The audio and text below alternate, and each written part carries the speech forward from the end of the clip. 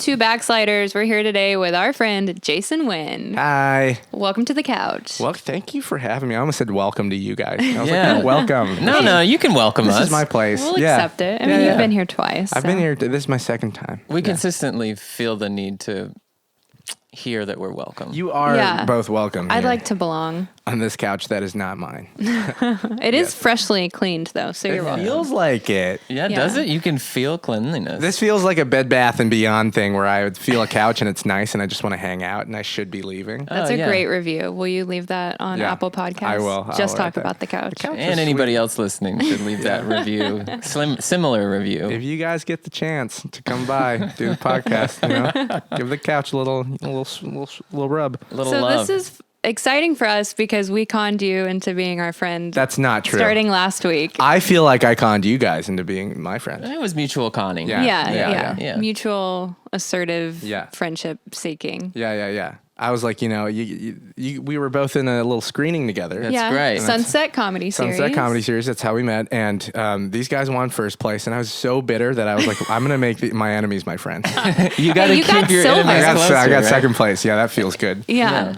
We're all winners, really. I think it was a branding thing, to be honest with you. Like, we had a title card before, we had a title card after. That helps. That helps. Micah will find any way to discredit any success we have. I think I've noticed this. He's like, I think it was just, it was a fluke. I don't think people meant that. No way. Yeah, but that was a great series. Screening put together by Drew Rosas. Yeah. Shout out to Drew. Thank you for, look what you did. You made a friendship. He's like, why haven't I not been on the podcast yet? We should have him on. Come. Just ask, Drew. Just ask. And listen to this podcast. Why not? So let's get to know each other again. Yeah. Where did you grow up? So I grew up in Vancouver, Washington. Cool. And that's across the river from Portland, Oregon. And I've just recently started telling people Vancouver, Washington, because I would lie all the time. And say Portland? Yeah, all the time. Because you're like, that's way easier. cooler. It's way easier. And I was Are you from there? No, when I moved from Fort Lauderdale, or from college, I moved to Vancouver, Washington. What? To work at Fisher Investments. What? I told people, ask him, he came and visited me there. I was like, I live in Portland, Oregon. Oh, yeah. Yeah, see, even she lied. Yeah. It was just easier to explain. It's easier to explain. That's like, so it wasn't because you were like, this is a cool city? I think now, I think at the time when I was lying about it, I probably was a little ashamed about it. that's like me. I always say I grew up south of Dallas. Really, I grew up in Waxahachie, Texas. Like, who has heard of that? That's cool. Now I say Waxahachie. We say Austin now. That sounds so Pacific Northwest, though. Really? Yeah, there's a place called Snohomish. Washougal. We got crazy names in the Pacific Northwest. But yeah, I grew up in Vancouver, Washington. Cool. Yeah. And what was that like? Did your parents raise you with any religion? Were they chill? So yeah, we had talked about this a little bit. Yeah. But my parents are Buddhist, and they're also like really spiritual in a way that I think extends past just like traditional Buddhism and more like cultural superstitions and stuff. Yeah. But they kind of just were practitioners of their own faith and never pushed it on us as kids, and kind of just brought us along when it was like convenient for them, like, oh, okay, we don't want a babysitter, we'll just bring them to the temple with us. And it wasn't like, hey, this is something you're gonna do and you're going to practice now. It was just kind of tangential. We were like nearby it.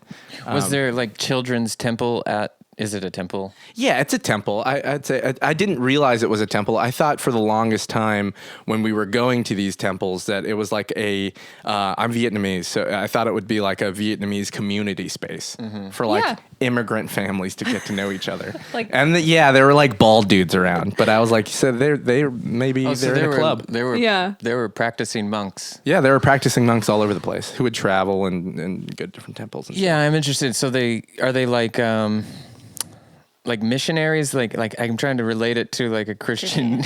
So you can understand it. I can. Did they have to go to a monastery and learn to be a Buddhist monk, and then they were like, here, you're going to Portland? Well, yeah, I think so. I think the ones I met were all Vietnamese and from Vietnam. And they like came to America to maybe start their own temple, or maybe they were sent to take care of this temple, or somebody in their family hooks them up with being in America. But I think that is the case, that they travel. I don't know if there was never like any spreading of the faith though. I never like met any monk that was like, hey, are you not a Buddhist? It was just always like, hey, you're here, man. And definitely not bring your friends. No. There's not really like an evangelizing aspect. Exactly. Well, at least in the community that I was in. That might be true for maybe other Buddhists, but I don't know. I mean, it seems like that may be just a general factor because they're not trying to change anyone. Yeah. They're just like, this is the way we are and what we believe. Even your parents were they like, might did be. they explain Buddhism to you? I thought you said like they didn't really talk about it. No, they didn't really talk about it. They didn't really explain about it. Like I had to kind of like piece everything together, like as if they were like some Zodiac Killer. You know, like there would be things I'd be like, what is that?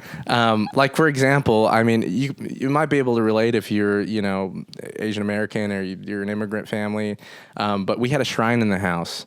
And that was always, man, spooky to me. And also, like, I just didn't understand it because there's all of these statuettes and all of these, like, where little was it? things. It was always in, like, The dungeon. Yeah, it'd always be in the weird Buddhist dungeon where all the swords and stuff are kept.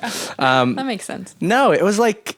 It was in like this back room next to the living room. It had its own like little space, Like a den or something. Yeah, like a little den. The room was so small it didn't count as anything. But the only thing in that room was the shrine. Okay, and so would they go in there and like pray and sometimes? It'd be very rare. It'd be like if a family member was sick or something or overseas, they'd be like, they pray for it, or if there was a special occasion, they would burn incense and but that was the most they ever interacted with it was burn incense and just like stick it in and say a few words. There's like flowers and candles. There are fruit, Fruit?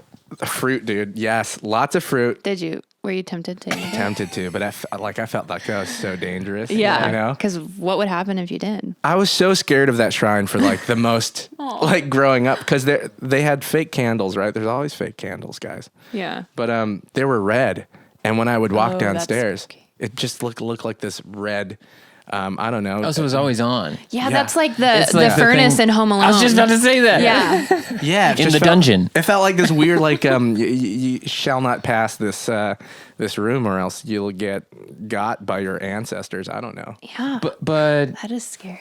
this was self-imposed because it wasn't like your Self-imposed. parents weren't saying like there's Yeah. this scary Buddhist monster who's out to get you No. if you touch his food. Sometimes though, my mom would just because she's an Asian mom would throw in some superstitions to keep me in line for some sort of things. Like one of the things she used to tell me, and this feels like I've just painted them like they're like super chill, and this is gonna feel really extreme. is when I wouldn't finish like all of my rice, she'd be like, "That's cool. You can not finish your rice if you want, but for every rice you don't finish, you have to eat a maggot in the afterlife." Oh, that's great. And I'm like, "No, a what?" And she probably did hear that. Yeah. She probably did hear that from somebody else, but Yeah. there was So never you ate like all your rice. Yeah. See, I didn't quite. The problem with me is I never went beyond what I was like, yeah, you're right. If I don't eat this rice, I'll have to eat a maggot in the afterlife. I was never like, what Why? maggots and why? And who Yeah. says where? And how who's do you know keeping this? count of these maggots? Exactly. I was never like, okay, is there a God system? Is there like an afterlife? I was always like, yeah, I don't want that. Just mom knows. Yeah, mom knows. I'm not going to do that. I think guess. most of us fall for the mom knows or dad knows kind of trick. Yeah. Also, I have like empathy for them because like you just are trying to figure out how to manipulate your kid into eating and like being safe. And sometimes She was good at that. all they want to do, they're like, threatening works. Yeah. You know? Yeah. Whether Yeah. it's like That's depressing, eternal though. damnation. It is, but Well, like just the fact that you're like figuring out how to manipulate your kids, like Fear is a I guess good, there isn't reasoning with a teaching child. method. Yeah, I guess there isn't. for a while, I mean, I've babysat a lot and there's a lot of negotiating that has to happen. And I understand parents just like kind of just doing what their parents did, which were like, well, just scare them. Tell them about hell. Yeah. Tell them about hell. Did you guys have to, is that something similar? It might be more extreme in your case, but. I remember like I was a very colicky baby. Like I cried and screamed a lot. Yeah. And my mom checked my body for marks of the devil. What? Marks of the Beast. Justly. Whoa. She- and what are those? I'm so curious. What What- are those marks? I don't No one know. knows. And I No don't one know if knows? she knows. I don't know if she's looking for 666, like the Barcodes. movies say. You know, the movie- Like, Movies- what would be her worst nightmare to actually see? If it were real? 666, probably. Probably 666? 666 or like Devil horns. The devil yeah, like the giving devil like emoji. a hang time? The devil emoji. Oh, no. I don't know. So my she was little- Catholic, and there's a lot of superstition in Catholicism. I actually didn't know that. I didn't know that there was like mystical things. Well, they like pray to different saints. They have candles, the rosary. incense, They have right. incense, Okay, yeah. confession, a lot of traditions and superstition. So yeah, I guess she feared that I was the devil or the because you cried a lot. because I was, I guess, inconsolable, and her logic was like, well, if I can't stop this baby from crying, maybe it's the devil. That is a useful tool as a parent, though. I feel like if you don't understand, you're like, why? I'm Yeah. a good mom. She Yeah. keeps crying. It's the not my devil. fault. Yeah. It's the Yeah. devil doing a tattoo on my baby. Yeah. Ah, I man. think that's a lot of religion. You know, you're kind of looking for a reason or You're trying to apply meaning to a problem. something that's that you can't really Yeah. know, definitely. But yeah, didn't you tell us a story, something about a mirror? That Yes. was like a really interesting superstition. Yes. So, like I said, my parents had crazy superstitions that they would never explain to me, and it would come up sporadically, and I would always be like, okay, yeah, sure. One of them was when we lived in apartments for a very long time. 'Cause Okay. we were kind of like a low-income family, and we just moved from apartment to apartment. But finally, we kind of like put our roots down, and my parents got a house, and it was a brand new house, and I remember on like maybe the second or third day we were living there, I saw my dad climb up, and this is like, you know, he's an old man. He's always kind of been an old man. Always been an old man. As far as you know. Yeah, as He far lived a as- life by the time you knew Yeah, him. he just is a weathered man. And so I'm seeing him climb, just the most like athletic he's ever been, just climb up on the roof of this 2-story house. And he's at the very tip, and it's very precarious and dangerous. And I don't know what he's doing. But then I finally see it. He attaches a little mirror to the tip point of our house. Mm-hmm. And at that point, I was like, you know what? It's time to start asking questions. So when he came down, I was like, okay, man, what is that about? What are you doing? Why did you put a mirror Why up? did you risk your life? Yeah, for why this? did you risk your... I mean, the dude's like dangling over the edge. Yeah. And there's like no like safety guidelines or anything. He's just nailing a piece There's of glass. no HIPAA around. Yeah. No OSHA when you're fighting spirits.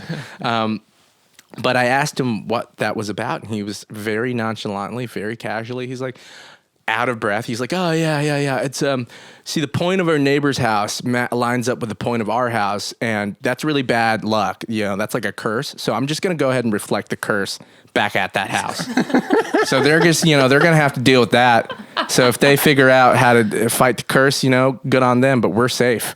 And We're if, good they, now. and if they curse you, it just bounces right back. It's I like- think it's a spiritual battle at that point. Wow. Who knows what the next step is? Yeah, then it's just like My light whole house is reflecting. a mirror. Becomes a chrome house. Yeah, so it'd be stuff like that, and I'd be like, "Really, what is that about?" And he'd be like, "It's just what I do. It's just." And then you something I wouldn't know." ask any follow-up questions. You're like, all right.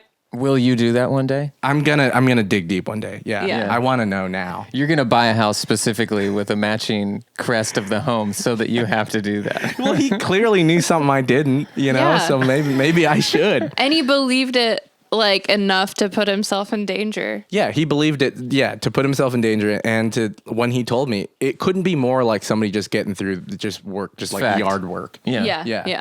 I was like, oh, okay. That's fascinating. Yeah. Yeah, to brush my teeth. What do you mean? Yeah, what do you mean? Yeah, that mirror. I had to get it blessed and everything. Ugh. Blessed mirror? I think it was. Well, it had like it had like stuff around it. Oh. It wasn't just like a piece of glass. It was like a mirror that was I like was- octagonal and had stuff on it. Oh, I was just going to use like a compact mirror. Yeah, I know. Yeah. yeah. Maybelline. Yeah, Maybelline. Maybelline's got my back.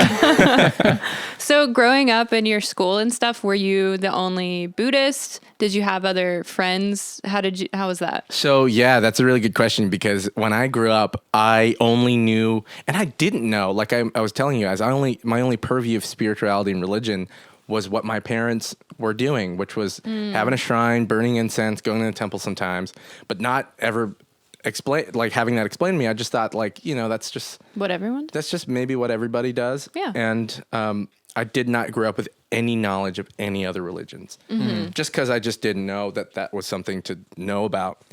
So I remember, I told you guys this story. I remember like in elementary school, sitting on the curb waiting to get picked up, a kid walking up to me and being like, "Hey, do you know about Jesus Christ?" And I was like, "Oh," like just putting my stuff down because I thought he was like gonna be my friend. I was like, "No, who's Jesus Christ, man?" And I remember just him scoffing and shaking his head. And the next thing he said to me was like, "Sorry, man, you're going to hell." Oh. And then he left. brutal. Then he turned and left. He just walked away. He walked away, and then I like chased after him. I was like, wait, what is hell? He's like, I don't got time for you. What is that? What is that? You don't even sound receptive. I haven't even pitched it. Wait, okay. Many questions. How old were you? I must have been like 8 or 9. Oh, man. Yeah. And you had never heard of hell. Had you heard of Jesus? Never. That was the first time I ever heard. You were like, anybody does he say go that. to our school? Yeah, I was like, who's Jesus? I'll hang out with him. Like, I don't care. Should I know him? Should I know him? Is he the cool guy here? Is hell where he's from? Is that like in where is that? I don't know all the Is that in the countries yet. Caribbean? Where is hell? What? Tell me. Don't just walk away and yell at me. Did you ever see him again? No. Well, I saw him again, but we never talked again because I was like, clearly I did something wrong because he was just so like disappointed in you. Yeah. Oh my gosh. Yeah, and that's so weird because he was probably like raised in, they start pressuring kids pretty early when you're a Christian to like tell people about Jesus and like make sure they're not going to hell. And he clearly didn't. He forgot one part. Yeah, he forgot an essential aspect of that. Was it to tell me about who Jesus was? Yeah. And be like, you can go to heaven. It's okay. I think he may have had it in his mind to tell me to go to hell. Yeah, maybe. Oh, Yeah. right. He was a little white kid. Yeah.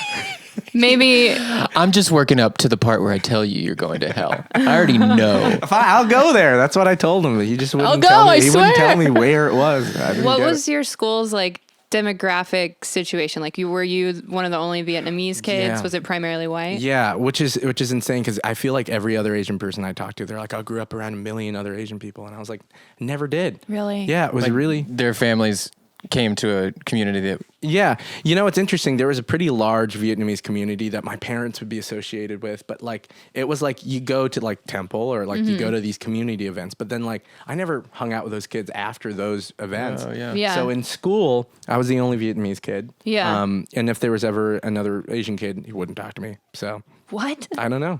That was the thing.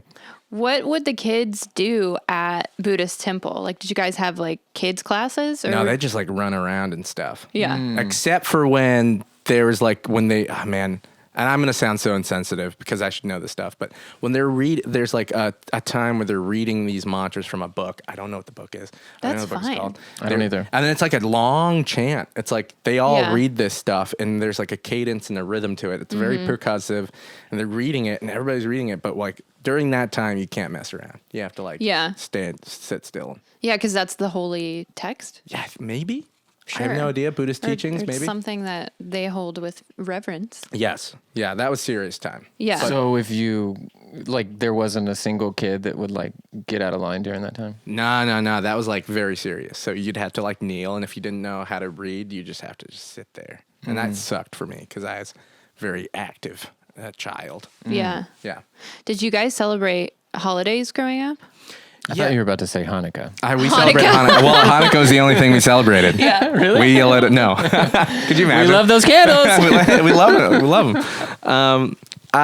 I think we started celebrating Christmas just because like my parents are also really into the idea of us being American. Like I had Yeah. to change my name when I was in the 3rd grade. What You was had your? to, or you? Yeah, I had to. So my real name is Thin, and my brother's real name is Min. And that's the name we had. But when we were in the 3rd grade, my parents made us both legally change our names to American names so that we Whoa. could fit in more. Did you get to pick your name? Yes, which is something I talk about all the time because what a risky move as a parent to let your child pick the name. And Shows a lot of They trust. didn't make you, like, pick 3, and they were like, we're no, going to get the final say. I could have named myself anything. What were they Banana. thinking? Yeah, I could have been like, I'm Gandalf Wynn. Like, what were they thinking? The funny story about this is, so I picked Jason, right? because I loved the Power Rangers. And now here's where this story becomes tragic. I loved the Blue Ranger. I thought that dude was smart, had glasses, used his brain, never wanted to fight, and always like messed around with the tech. Nobody was cared about the tech. Yeah. Everybody was into roundhouse kicks, but there he was, like tweaking buttons. I love that guy. Smart dude. Turns out, Blue Ranger's name is not Jason. You remembered the wrong name. Like as a character or as an actor or As anything? the character's name, his name is Billy. And I found this out probably my second year into college.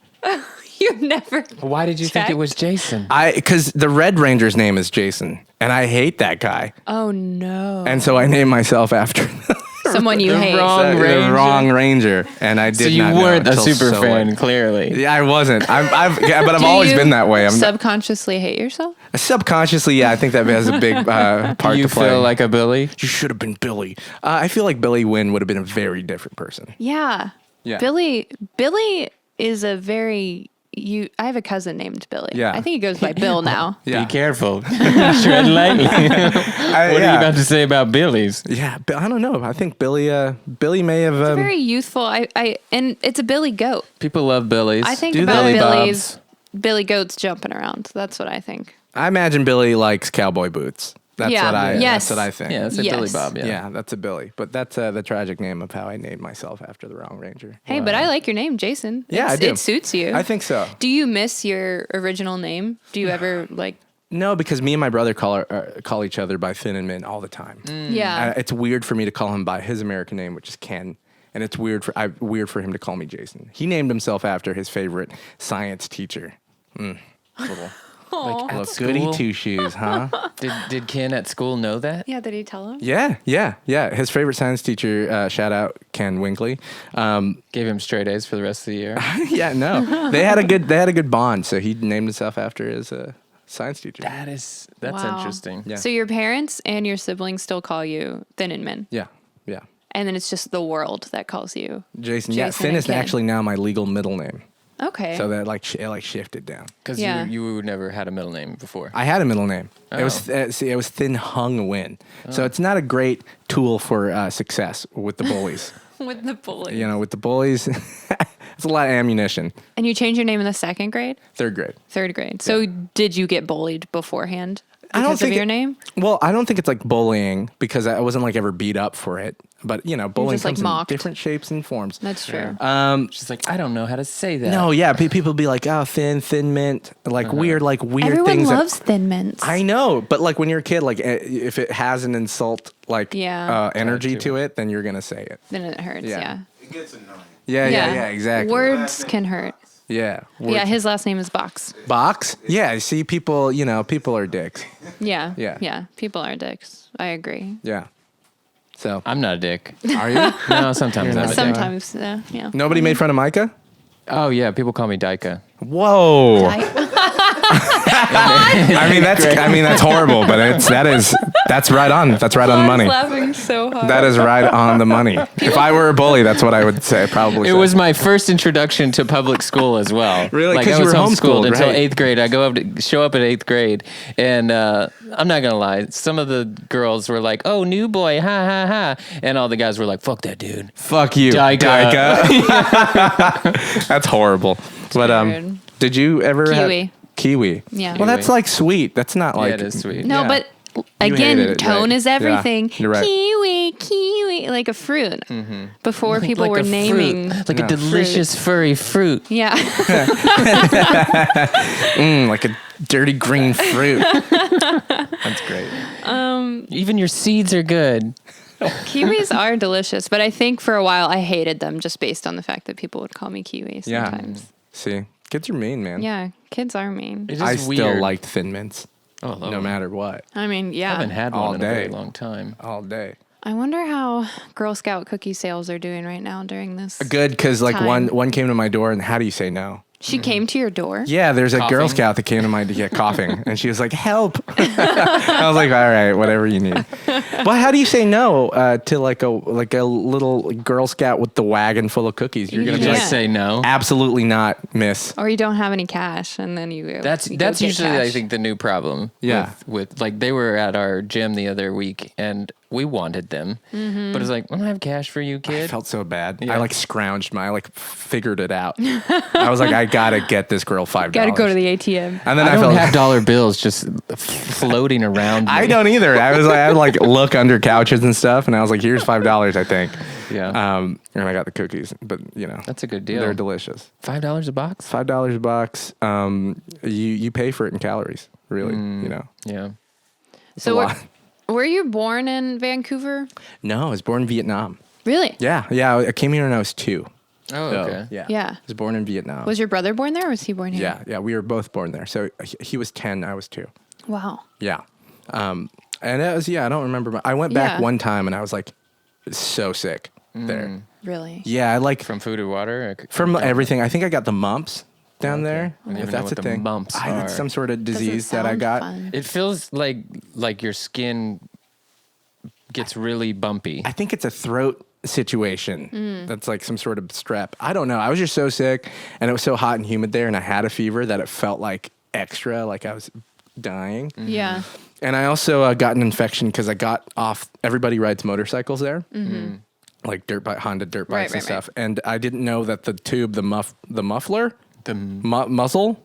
yeah, I don't the know. muffler. Yeah. I think muffler could be right. Well, the exhaust pipe, whatever that is super hot. Yeah. And I would get Burn off and yourself. burn myself. I got an infection. So I was so sick that whole time. I haven't been back since. How old were you when you went? I must have been 9. Right around the time you changed your name? Yeah. So it was like a year or 2 after. You're like, actually, my name is Jason. I know it didn't do any justice for me because I went down there and then it's like, oh, you're American. You're not Vietnamese. You're American. So Yeah. it's a double-edged blade. What Okay, can so do? you did go by Jason when you went there. Yeah. Because I was like, oh, that's my name now. I was excited about it because I was Right. like, I'm a Blue Ranger guy. So I'm smart. Like, actually, you're red. I know. No one said it. I want to think about all the times I introduced myself and Power Rangers fans that just bit their lip, never said anything.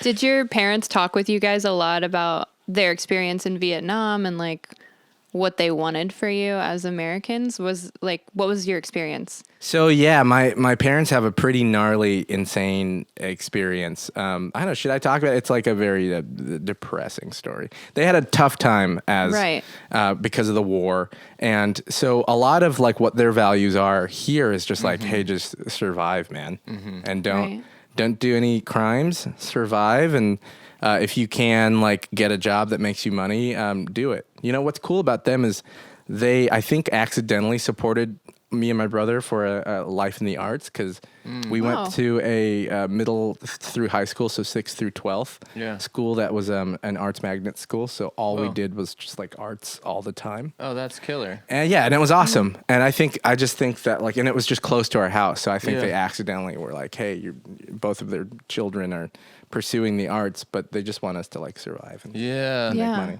We're not afraid of depressing topics on this show. I mean, I think it's force them interesting. No. I'm just saying, like, we can feel free to go as deep as we Well, want. do you and- think that their experience in their life before they came here affected their spirituality and their religion? I'm sure it has, but are you able to? Yeah, I imagine it has to because, look, I'll sum it up. But like my dad was fought in the Vietnam War. He fought alongside the Americans against North Vietnam, and he was put in a concentration camp for 7 years after Saigon fell. And so he had a pretty hard life. And my mom, the war ravaged the area where she lived and tried to escape by boat and almost lost her life doing that.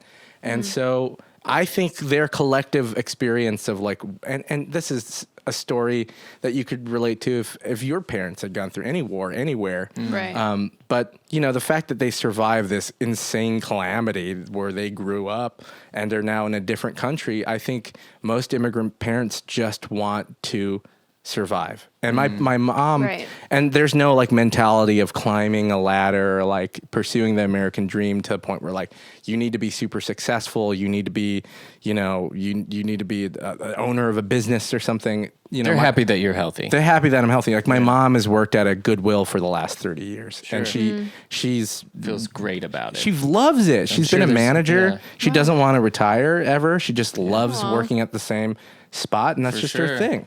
So that's kind of the values like my parents had, raising me growing up. It's just like, Yeah. hey, just don't like go to jail, Yeah. because that's a very dumb thing to do if you like if we fought so hard to get you guys here. for your Right. freedom. Yeah. Don't get it taken away. Yeah, exactly. And I imagine just like having that experience and surviving like such hard times really shifts your perspective and probably informed how they parented you guys, in the sense of like, it seems like they let you be your own people Yeah. and like didn't force what they like their ideal version of you on you and let you be yourself. Yeah, and there's that like, Asian like honor thing that comes with being in a family like that. And it's like the onus is on you to like do a good job and like Yeah. not be an idiot, and and I think also for me, I was rebellious, and they always thought I would be like a problem child. I think they always thought I was gonna like end up doing a bunch of drugs and like. Oh, why? Why did they think Did you that? not? Because my brother was such a 4.0 like Okay. like He's swinging the other way. yeah he's like a really good student, and he was like really good at everything he did, and he was like very much like wanted to please my parents. And I was growing up, and I had a more, and remember he came here when he was 10, so he still is very Vietnamese in his mentality. And me, I was came when I was 2, so like I want to sleep over at my friend's house and like Yeah. like play video games with like and like skip breakfast and go play video games and stuff. And they would be like, stay back on track. And I think me knowing that they wanted me to be as successful as my brother made me rebel against them in a sort of way. But then when I was rebelling and being like a difficult son, they would be like, well, we knew it. We knew this would happen. And then I'd be like, no, you didn't. You don't know. You don't know. And then I would like flip and then be good. So if that was intentional on their half, like that's some Jedi level parenting. Yeah. It worked. I don't know. You're very driven and Yeah. you make a lot of shit happen. Yeah. Right? Direct, produce, Yeah. perform, all of it. Yeah. Go. Well, It's very inspiring. You guys had a very specific upbringing, right? Was there in the constructs of how you guys were raised, was there a lot of rules? Were there a lot of like restrictions and stuff? Yes and no. Really? In the sense that my parents came from I'll call it a denomination. They came from a movement called the Way. Yeah. And there were a lot of like specific ideologies that came out of that. And so because of certain doctrines or like just the way they, lived their lives kind of in a, like there was a thing in the Way called the Way Core that my parents went through that was kind of militaristic in its like beliefs. My parents were very, I guess, like, I don't know whether they were OCD before that program or after that program. They were very about things should be perfect, straight lines, Discipline. beds made, very militaristic. So that like would bleed into our lives at times, but at the same time, my parents did allow a lot of freedom. I would say my parents trusted us at times more than they should have. And what did that Like, freedom look like? Was it like you getting to go wherever you wanted and do whatever? Yeah, you wanted? I would be able to go where I wanted.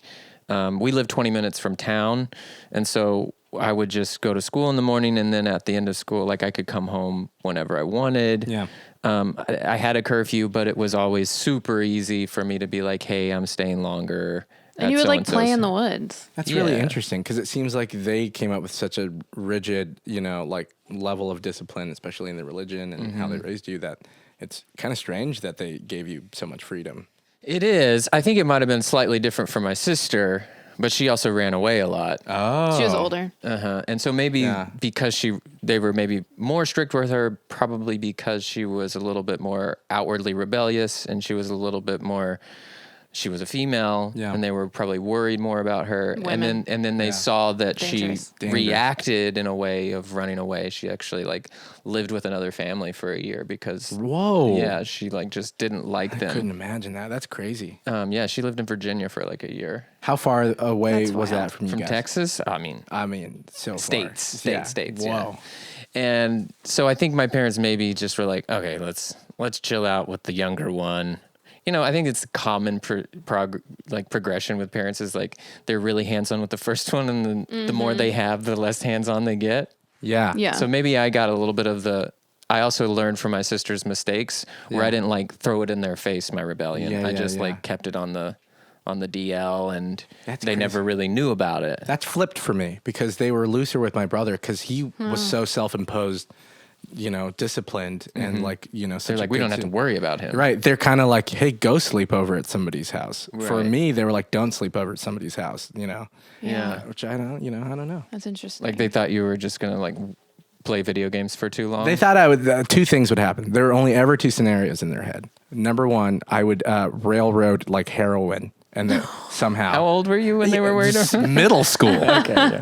But That's like that the was like they American would be like way. he's gonna do black tar heroin in his friend's house. Yeah. That's number one. Number Yeah. two, that somehow my friend is a serial killer and would like put a pillow over my face when I slept. Oh, yeah. Oh yeah. So just two Just fears. random fears. Yeah.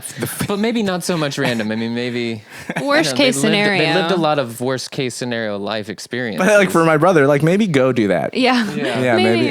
It probably won't happen to you. some black Yeah. tar heroin in your life, Yeah, kid. I know. That's crazy. My parents were definitely afraid of me going to public school in that kind of. Well, their fears were confirmed because they called you Dyka. Terrible. Well, they thought our school, like, which is in the middle of nowhere, like. And where in Texas was this? East Texas, Palestine, Texas.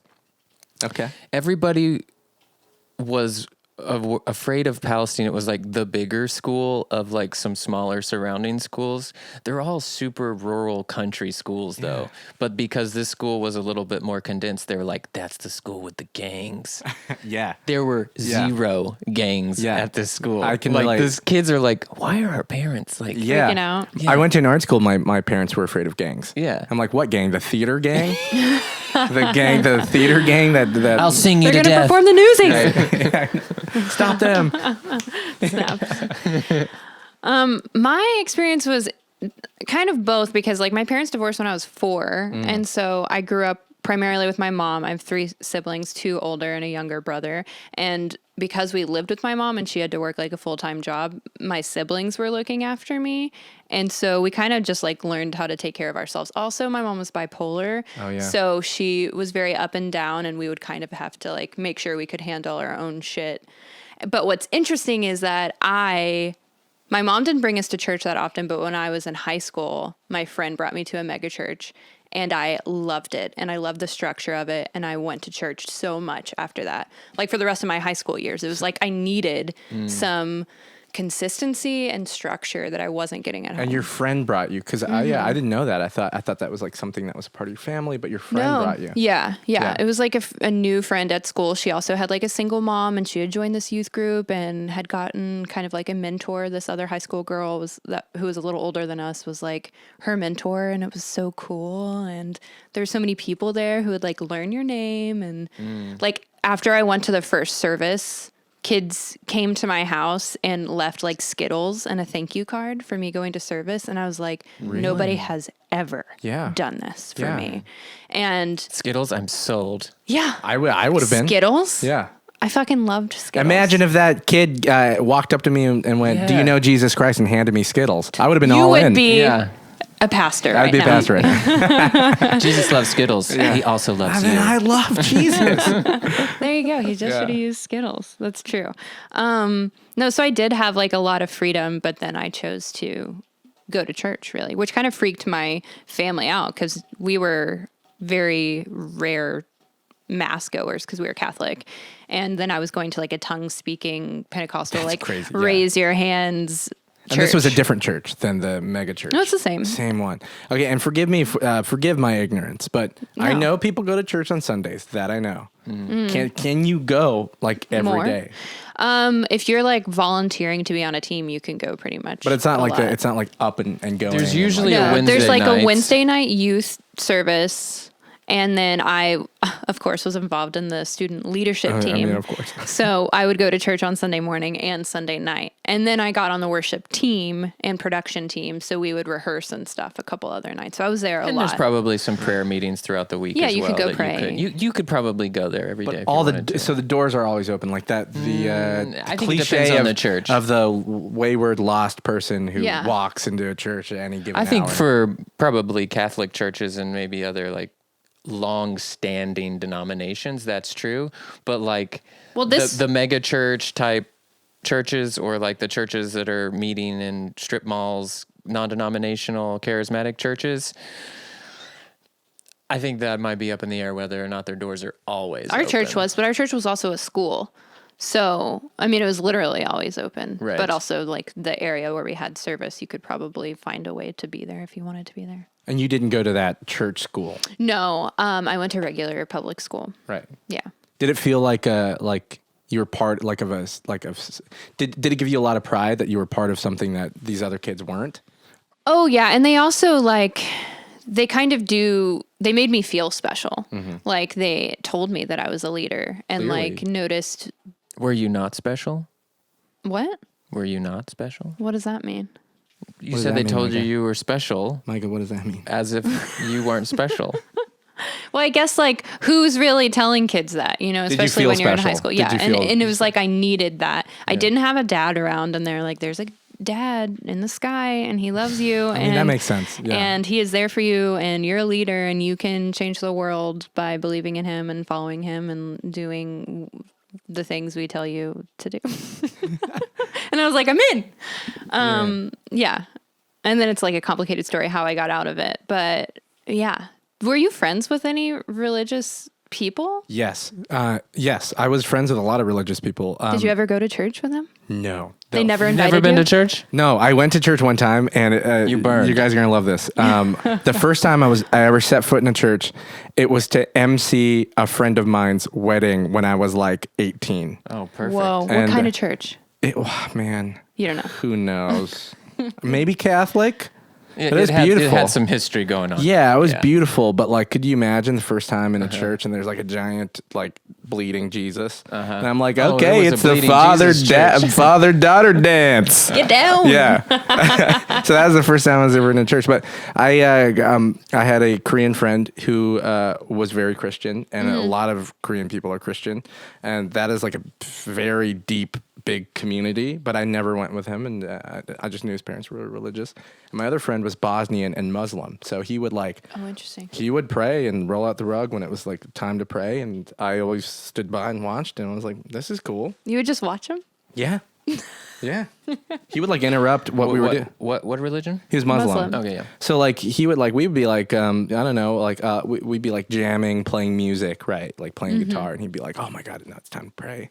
And then he would just throw the guitar down, run downstairs, and point the rug in a certain direction, start praying. And I was like, "Oh, okay, Yeah. all right." Yeah. But I was, It's kind of admirable, the dedication and the I mean, I think there's like good things to pull from every Yeah. religion, and Well, it's- I think Muslims' dedication to prayer is like a cool, good thing. No, yeah, because totally. there's so many moments in my day where I'm like, if I just took the time to stop for a few minutes and breathe or meditate or like send out good thoughts about people I care about, I'd probably feel so much better. Well, I mean, he felt great afterwards. Like, Yeah. we would pray, and he'd be like, yeah, that was good. And then we'd get back to the thing, and there'd be a pep and a step. And I'd be like, well, that's cool. Did you ever like think in your head, like, maybe I should try that? Never. Just because I was just, You're like that. That wasn't ingrained in me. Yeah. I want to Yeah. ingrain myself. it was never ingrained in me. But here's a question I have for you guys. Did the religious upbringing, did that give you comfort knowing that there were answers to things? Because I had a lot of anxiety as a No. kid, just not knowing things. Not I knowing think it created answers to the more bigger questions. Yeah. So Well, it for created you. more questions. Yeah. Yeah. Because it's like, these answers don't line up. Right.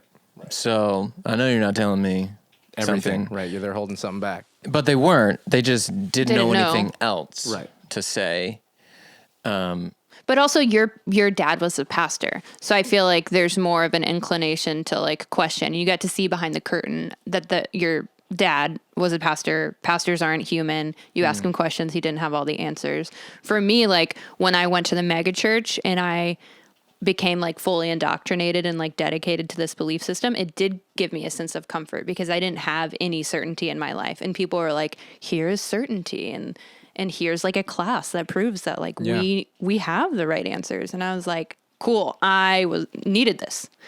And then like as I got older and started seeing the things that didn't line up and becoming more confident in I guess listening to my own intuition and my own questions, I was able to step away. But it did offer me a sense of security in a time when I needed it. Yeah. I was always like, I would run into those like, because, I had a really active like brain. Like I was always thinking about stuff. Like I had a hard time sleeping ever since I was a kid till now. Now I have clinical insomnia and I have like medication for it, which is tight. Whoa. But I didn't know that as a kid. And so I would be up all night and I'd be like, oh, man, why are planets round? And just like not have... Why can't they be square? Yeah, I just didn't understand, right? And I was like, why? Why is that the case, man? Why is there no life anywhere else, man? Tell me. But it wasn't to anybody in particular. It wasn't like I was asking somebody up above that. I was just asking myself. So I was always envious. And you didn't have the answer, and you're like, No. Did you ask your parents these questions? I tried. I remember trying one time. They're like, oh, well, just Put a is, mirror man. on it. It just is. They're like, it just is. I don't know. Just is. You maybe keep asking that question. Just is. Yeah. Did you have questions about death Yeah. and birth and stuff? Yeah.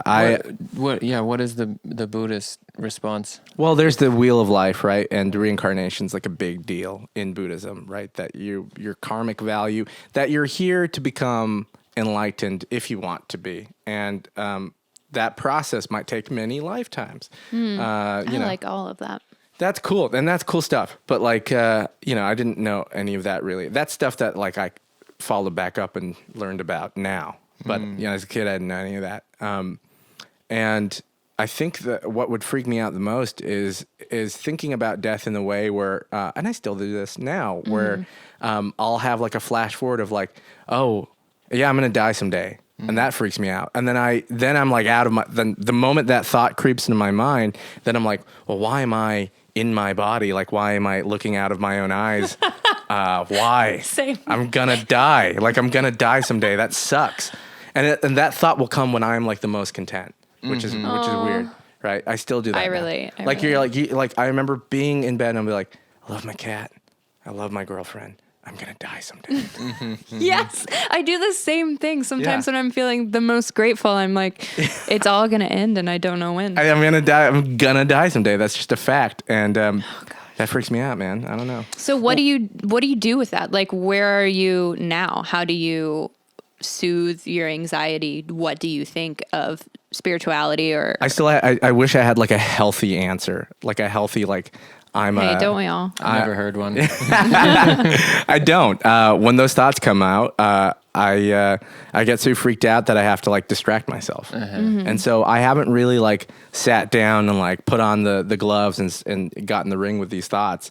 When these thoughts come up, I just go, you know what? You're here right now. And you know what people do when they're here right now? They go watch their favorite show. And they go play video games, anything at all. They read a book, anything at all to bring myself out of that imagination that I am constructing of my death day to a different, You also make things. Have you ever lived in that moment in a way that you felt wasn't terrifying, the way you could like stay there without distracting yourself, without scaring yourself to the point where you had to distract yourself? Like, do you think that has it happened, or do you think it's possible? The times where I'm not freaked out about it is imagining how much time, it makes me sound so basic, but how much time in a year that exists and how long that is, and how sometimes I'll when I'm feeling the most positive, I'll think about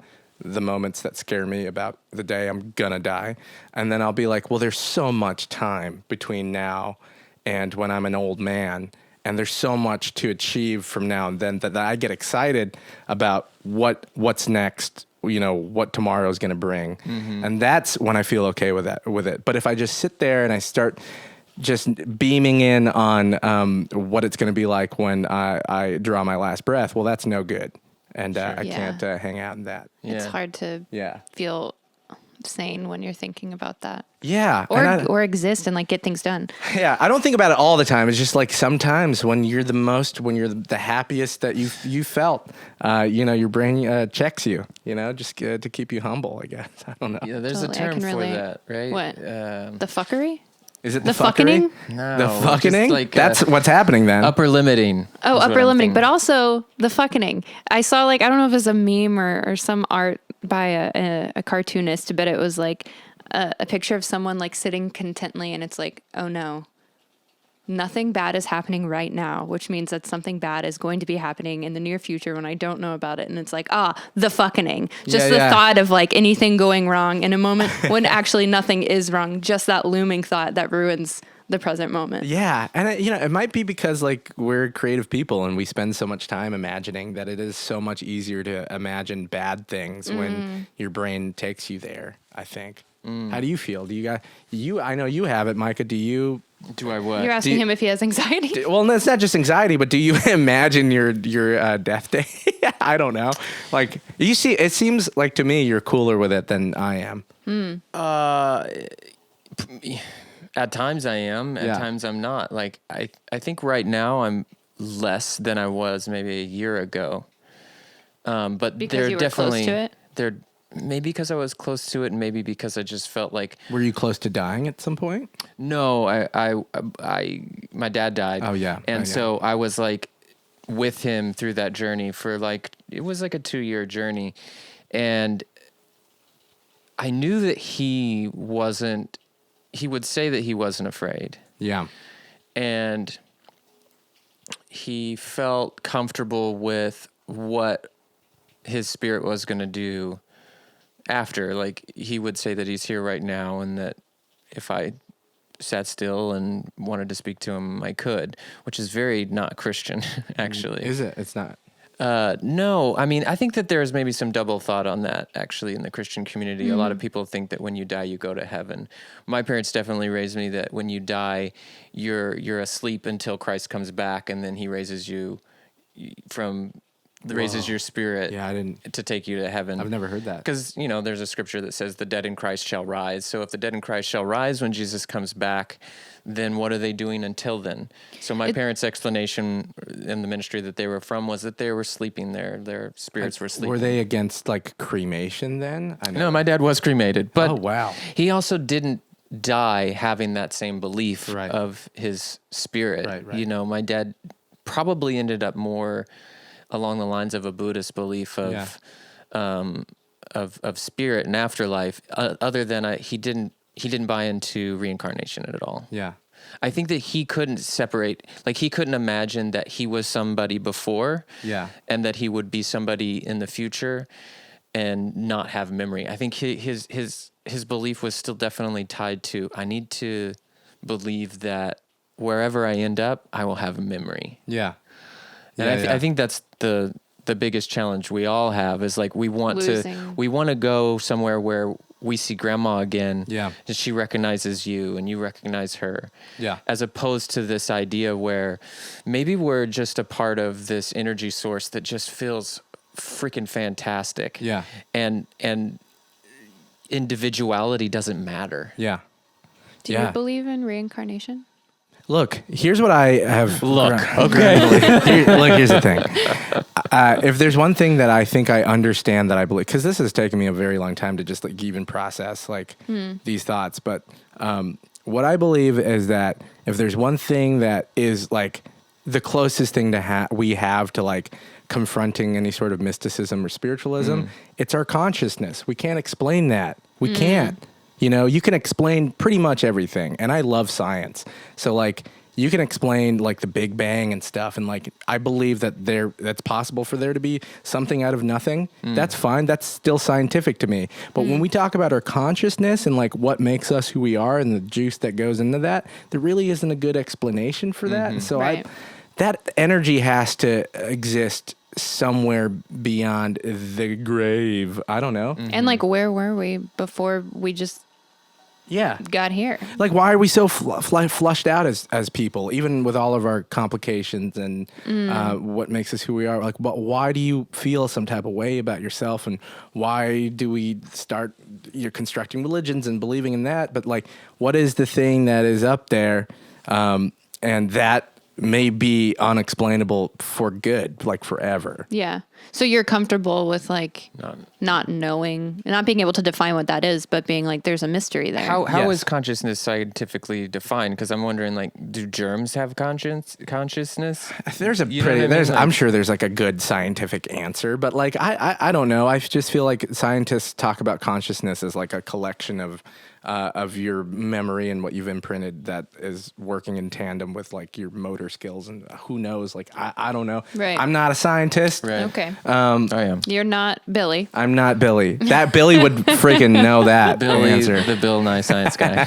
Billy would know. Billy would push up his glasses and tell you. But I don't know. I just feel like even now, like there isn't a good answer. Even if you ask a scientist, you know. Sure. And there are people who've devoted their careers, have PhDs about this. Yeah, you can't cut into consciousness. Yeah.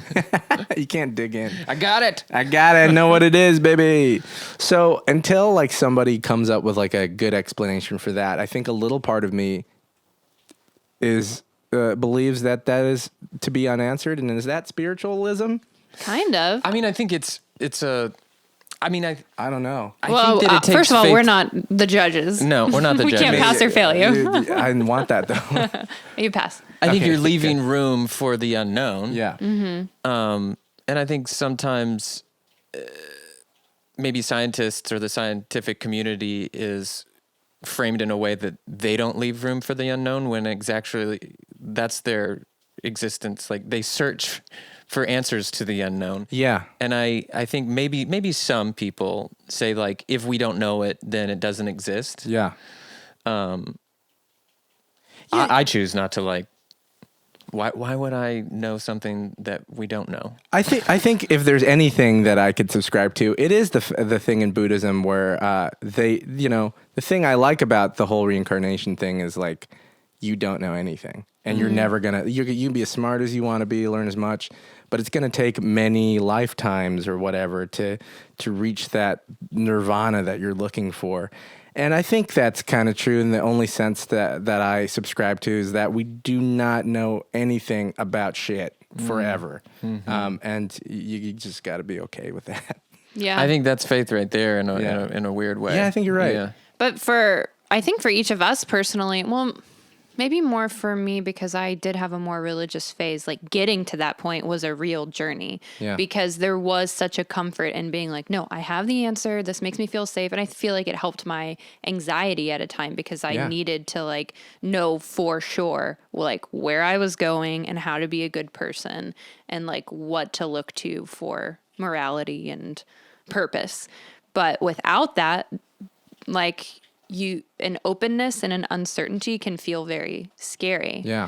But for me, it was a journey getting to a place where it's like either I felt like I had to pretend to know everything, to have like a doubtless faith in organized religion.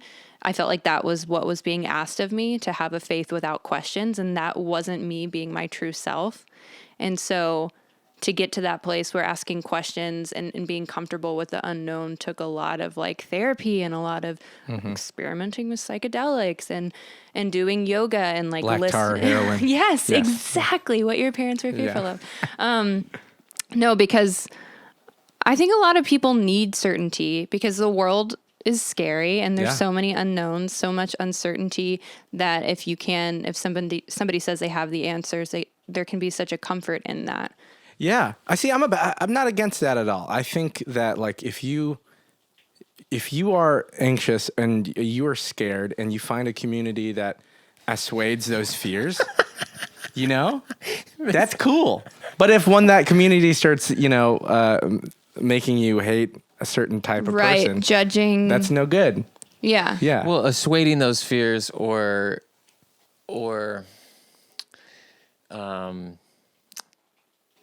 like just being like, hey, we all have those fears too. Let's hang out together. Yeah. Is different. It's different. Or saying like we have the one remedy to all these fears and we have the right remedy and everyone else is gone. Like Right. One size fits all answer. In us versus them, there's a separateness and, there's kind of an elitism to saying like, well, we have it totally figured out and everyone else is lost unless they choose our solution, which is the only Do you think correct we're solution. elitists? In what way? Who, You? me? Yeah. You guys? Do you think we come across as having it figured out? I mean, you have it figured out more than me. No. What? saying. What do you mean? I think you guys have it figured out more We than just me. talk about it a lot. Well, that's the thing. It's like, I'm glad we're having this conversation because it's not really something I talk about. Really? Yeah, that's why we want to do this. Yeah, I know. It's good. It's a good thing. You guys are doing a good thing. It's been so Well- fulfilling for us to Yeah. like go deep and talk about religion because there is such like a taboo and don't offend anyone, don't talk about these things. It's not a great icebreaker, Do you, hey, new friend, People you want to can talk get about riled up. Jesus? How do you feel about reincarnation, baby? But the thing I think why we like having these conversations is because we know there's no right answer. Yeah. And our goal is not to change whatever the person in the middle of the couch says or thinks or believes. We're just curious about where you're at. Do you think an answer is going to come? Like here's like okay, I know that's.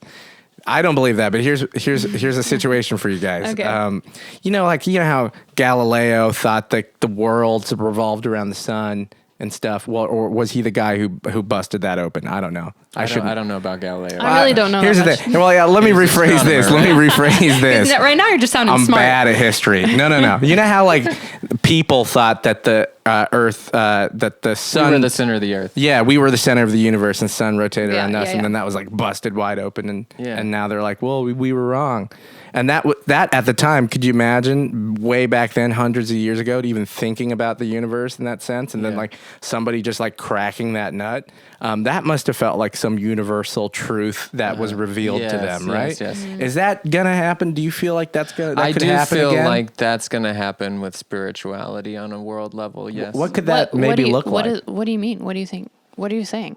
I think that, What do you mean, dude? in 1,000 or in thousands of years or 100 years, there's going to be enough communication between human life form Yeah. that we realize that there are some universal truths and they aren't tied to dogmatic beliefs. Yeah. They're not tied to I religion. think that will grow in a wider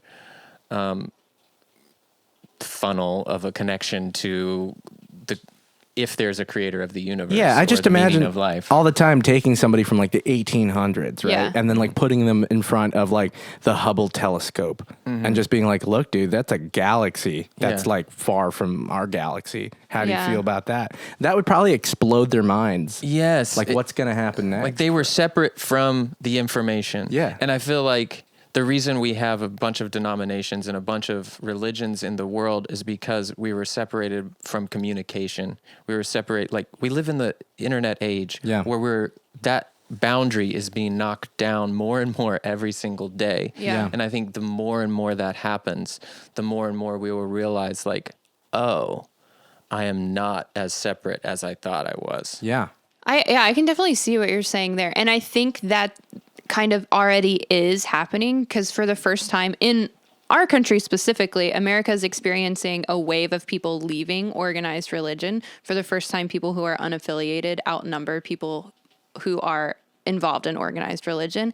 And I think with like that doesn't discount what you're saying, that we're all going to kind of come to this universal truth outside of religion. I think people are starting to question certainty and dogma that was passed down to them that doesn't have any room for mystery. Yeah. And I think more and more people through the internet and through talking about these things and being able to find answers and learn about the context of these religions and the history behind them and how they were built because they were created by humans, that they'll be able to step back and then be like, well, what then? Like you said, like what explains this consciousness? Yeah.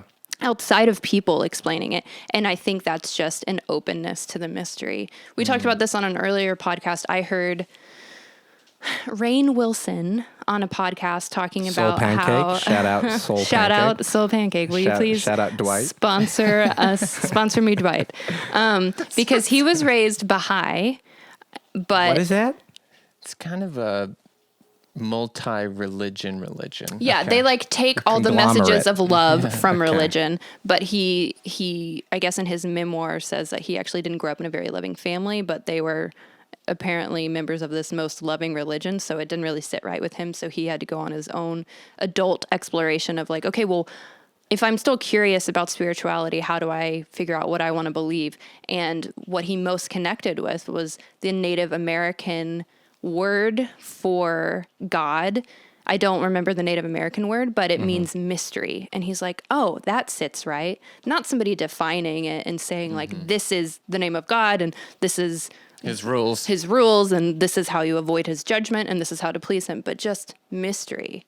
Like, what is Yeah. happening? How are we here Yeah. at the same time when the odds are like billions against one that we even exist at all? Totally. I think about that all the time.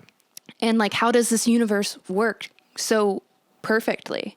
No, I mean not without flaw. Okay, perfect is the wrong word. But like our bodies are so resilient, and how Yeah, plants, we have gravity and we're not. plants free provide us flying. Yeah, we're not this Oxygen. like weird blob that's melting all the time. Yeah. And you can't explain it. Yeah. I mean, there are like scientific theories and things you can prove, but at the same time, there's still like this heartbeat of mystery. Right. And I think like people want to define it to make themselves comfortable. And I think hopefully there's like a huge shift of people being comfortable with the unknown and accepting that and being like, because we can't really control anything. Yeah. Yeah. We can't. Well, here's another question, and stop me anytime if I'm. No, this is getting good. This is a good one. Ask me anytime. So, like, here's my question: in religion, why? So, if the simple truth of it is like, hey, there's a great mystery to the universe and life, and if you subscribe to this religion, we might have some ways of processing that mystery, right? Right. Right. There might be some things we know in a book, and so. If that's just like the simple, like, hey, there might be a God, there might be all this, there might be reincarnation. Why all the other? And forgive me if this is a insensitive word, but why all the other lore? Like, why there's so many stories that don't have anything to do with like the mysteries of the. I mean, I universe? can say what I feel like I've heard told to me. Yeah. Which is. Stories are used to just contextualize things that we can't teach with just a Right. sentence, maybe. Right. You know, Right. Like there are. we still do it today with movies and shows. Yeah. And even when you think about like fairy tales that were taught as kids, normally there's like a lesson in the Yeah. fairy tale. Like, what's the one about the chicken who's like making bread? Do you remember this story? I do not. This sounds very European. If you don't help making the bread, you don't get to eat the bread kind of story. So basically, it's just Never about heard like that. contributing and like helping your neighbor. This chicken was like asking all her neighbors for a little bit of help baking this bread, and and everyone who was gave like, this chicken an oven? You know what I mean? and all of smart her man. neighbors were like, no, and then she made the bread, and everyone was like, can we have some bread? And so the lesson is like, contribute. Yeah. Don't just be a greedy person who only asks. Is that a Christian story or is that No. not It was a like a Christian? book, like a It's- fairy, like okay. just a little kid's book. I don't know It if came other out people know before this. you moved here. Do you Okay, guys know okay. this story? Yeah. No, I think that that's a good example. But what's funny is, I think to your point, what you're saying is like, I think that you can teach that lesson without that chicken story. Yeah, maybe. Totally. Maybe. Totally. That's maybe what I think. But also, all of us are involved in stories and Yeah, making films. totally. Like, there is something about a story that really resonates with people. But the thing about films and storytelling is we know it's a story, and the problem, but the thing that gets dicey about religion is those stories become interpreted as truth. The Absolutely. inherent word of God Yeah. is a And I think biblical Christian thing. You know what I I mean? think I don't know that's- if Buddha claims to be the word of God. I and mean, their there is religious stuff in textbooks. Buddhism that is like lore that like definitely cannot have happened. Like he apparently sat under a lotus tree, a giant lotus, and like meditated for days, and these like serpents and demons came up to like. There's That like, sounds like Jesus in the wilderness. It sounds like a parable, but I Yeah. think that's a rather new thing, like in the last few hundred years, because I feel like what I've realized recently when it comes to Christianity and the Bible is that it was put together to be parables and like question starters, like philosophical discussion points through these stories. Yeah. But somehow, over the course of the last few hundred years, it's become like you cannot ask questions about right. this. This is the infallible word of God. It was like thinkers of the time and maybe philosophers of the time. And they maybe were with like, their own here's my intentions." book. What do you think? Yeah, they were like Here's my auteurs. book. They What were do you like think? auteurs, Yeah, and yeah. they had like an artistic. How does this statement. make you feel? Right. Here's my poem, Yeah. Song of Solomon like, about sex. You could be a little clearer with it. And they're like, no. Yeah. Through the telephone game of history, people were like, "This happened. This really happened." This is a point that I reference a lot. That like, for one, the translation telephone game is nutso. yeah. But then also, like you're saying, at some point it stopped being contextualized as something to glean lessons from, as Yeah. opposed to like to live your life by and stone the witch. Right. Exactly. But at least in Buddhism, Because some witches got stoned. That's all I gotta say. Some witches got stoned, and somebody, believed that. I don't know. as far as I know in Buddhism, it's like do no harm, right? And there's no like Yeah. nothing, no misogyny or sexism in the text, right? Am I right? Well, yeah, kind of. It's like There's a little bit. I think if you go Is deep there? enough, everything's sexist. Maybe. I don't know. We go far back enough. I don't know. I mean, I guess there's history has been monarchies. predominantly controlled by men. Yeah, Like yeah. in what texts have been preserved and contributed to. So I agree with that. I'm definitely out of my like knowledge zone of Buddhism at this point, but like it's just like the fact that we're all born with some sort of suffering, and that suffering needs to be learned and interpreted through meditation and through learning these teachings, and who knows? But Yeah. again, I was the kid that was running around at the temples, not the readers. Do you meditate? No, I can't. What do This you is something I have? talk about a lot. I cannot do it, and I wish Your I brain could. races. Yes. Yeah. And you're not gonna keep trying. If there's And I'm not trying. I'm gonna keep trying. But if there's one like Super Mario Kart like roadway to anxiety, it's me trying to meditate. Yeah, because Yeah. you're just like, Yeah. If I if I thought. want to teleport to my death day, maybe then I'll geez. teleport. That's So- what I'm talking about. I just can't like But close how- my eyes and let it go. so my question for you is, how do you help yourself? Like, how do you soothe yourself? Or do you not? Stay busy, 24/7. Stay busy. Because I know You know hustle culture.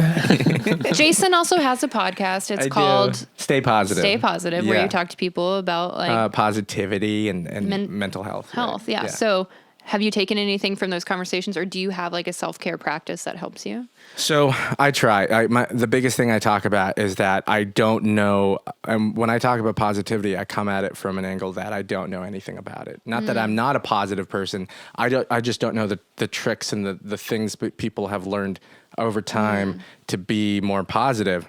So I want to talk to as many people as I can. Hopefully, I'll talk to you guys on that. Do we podcast. seem positive Sure. enough You to guys, be honest? Yeah. Me for sure. Yeah. I'm positive. We'll get there. Together. Together. But the way I feel about positivity and the way I tackle my own mental health is to talk to people. Yeah. Hey, That is the hell best yeah. thing you could do. I would rather spend an entire day in conversation with another human being than in conversation with my own mind, For sure. hanging out alone. I just don't feel like, personally, for me, that's very helpful. Yeah. But if I talk to somebody, I can relate my own experiences to their experiences, and like the joy of human connection is just like that's the best. That's so true. And that's the best way to heal for me. If I'm ever feeling depressed, is to just go out and talk to my friends and make new friends, and That's great advice. Yeah, I think it's that. It makes me think of the thing where it's like we're not as separate as we think we are. Exactly. And when we talk to other people, we realize that when we're alone in our heads, we're like, Yeah. am I? Yeah. And it's like you said, it's so easy to reach out and connect nowadays. Yeah. And I think it is like what a lot of people want in religion, maybe, which is like that community Connection. and that human Belonging. connection and the like-mindedness of other individuals. But yeah, that's how I stay positive. That's Yeah. beautiful. I think that's what's beautiful about prayer in some regard, whether or not it's direct communication with the universe. It's definitely, if I say I'm praying for you, I'm telling you I care about you. Yeah. If I say, I've been praying about this, what I need help with, and can give that empathy and give that help if you can provide it, kind of thing. Yeah. I'm It's a thinking great way about to- you. Yeah. It's a great way to- Do you guys still pray? Is that still I'm not- something in your life? I'm not very good at it. Yeah. No. I think I resisted a lot growing up because it was a requirement for so many years. I have a hard time with the word prayer because I feel like it's connected to a God that has conditional love. Yeah. And I don't like the idea of like making specific requests when like there is so much suffering happening. Yeah. And I'm like praying that like I book a job, that's weird to me. Yeah. But what I have practiced a few times, and I don't do it consistently, but there's like a guided meditation that I found on YouTube that's guides you through just like sending love out to different people. And one is like an acquaintance. One is like somebody that maybe you've had a recent tiff with.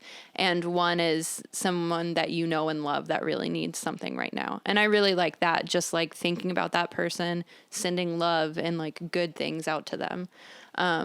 Which has helped me when I've done it, like feel calmer and surrounded by that's more wonderful. love. And it's not connected to any God or anything. It's just like holding this person in your brain and being like, I want good things for you. Right. And do you meditate? Yes, but not as much as I would want to. When we are in good practice of meditation, I feel the best. Yeah. Mm-hmm. Yeah. Man. I'm not the greatest at it as well. I like the guided ones. I just start thinking about other stuff. It's just like this like little pocket where I can go down rabbit trails sometimes. And sometimes I'm just like, this is what this is going to be and I'm okay with it. Yeah. I try not to judge it. I don't get mad at myself because I'm like, I want this to be like clear mind moments. Yeah. Sometimes I can have more of those and sometimes I'm just like yelling at somebody. It's definitely a tool to like process stuff. And I get that. I just, I can't let go of myself. Don't know. Well, there's no right way to meditate and also to take care of yourself. I think like you're realizing what makes you feel calm and grounded and centered and connected is to talk with people. And Yeah. now that you know that and you do that, like that's great. Yeah, and I've felt a million times better because before that podcast, and just before not even the podcast, but before the pursuit of finding out how to be positive and how to stay positive, I was super depressed. And I talked to you guys about this, about how I kind of had everything I wanted going for me in my career, in my life, but yet there was this like darkness that was swirling all the time, and it was this. I think it was a form of loneliness that kind of calcified into just dark, depressing thoughts, and that started to chip away when I started to talk to people and let people in my life and be as open as I can possibly be with other people. Which is kind of the opposite of what you want to do when you're feeling depressed, because it's really easy to want to alienate. Yeah, you want to shell up. The best thing that you can do is reach out, because like isolation is the greatest form of torture. Like you see that in our jails. Yeah. It's crazy. So I'm glad that you started the podcast, and we're excited to be on it. And thank you for being on our podcast. Thank you for having me. To us is like the best version of church. Is. It's like really having authentic conversations with friends. And I'm really glad we found each other, because I wouldn't have had these conversations with anybody else. Honestly, wow. There's really not too many people in my life that know that want to enough proselytize. That want to baptize me. Do you will you guys please? Do you accept Jesus as your Lord and Savior? That was the whole point. If I can hang out with him, then yeah. We'll give can you hang, Skittles. and he tells me where hell is, I will hang out with him. Will you let people know how they can find you? Yeah, you can find me on my Instagram and Twitter at MadeInJason. It's MADEINJAZN. And the podcast is Stay Positive Podcast. And you can find that, online. Anyway. Podcast? Sweet. On podcast. Thank you. Thank you guys so much for listening and or watching. If you could take a couple seconds to rate, review, and subscribe to this podcast, that would be very helpful. We're praying for you, and thank you and good night. Love you guys. Love you, Bye. No, I'm not saying that it